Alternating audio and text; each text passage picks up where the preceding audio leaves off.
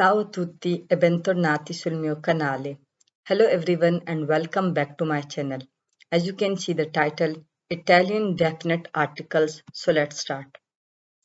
In English we have simple the article da for all the nouns, but in Italian we have to follow the certain rules. For example, the gender of the noun, the number of the noun, and the first letter of the noun or adjective that it preceded. Gender of the noun means whether it is masculine or feminine. The number of the nouns mean singular or plural, and the first letter or adjective that it preceded. In Italian, we have 7 different definite articles. They are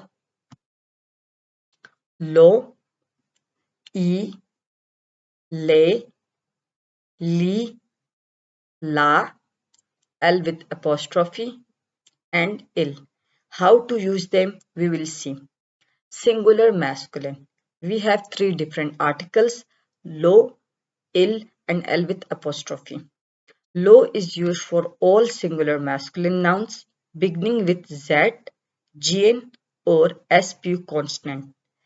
Il is used with all singular masculine noun beginning with a consonant except the noun for which lo is used. L with apostrophe is used for all singular masculine noun beginning with a vowel. We will see here example, lo studente. Here we have SPU consonant, so use lo. Lo zaino. Il libro. Here we have simple consonant, singular masculine, so we use il. Il libro. Il ragazzo. Il quaderno. Next we have vowel, so we use l'amore, L with apostrophe, and l'insegnante. For plural form, if you use il, so it becomes I. Il libro, I libri. Il vino, I vini. Il tavolo, I tavoli.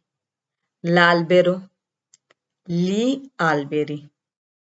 Lo studente, gli studenti. For feminine singular, we have la. It is used for all singular feminine nouns beginning with a consonant. So it is very simple. And L with apostrophe, it is used for all singular feminine nouns beginning with a vowel. For plural form, we have simple one word, one article, that is le. It is used for all plural feminine noun. We will see here some examples. La borsa, la ragazza, la penna, le borse, le penne, le ragazze, l'ape, l'insalata. I hope you will like my videos and subscribe it for more videos. Thank you so much.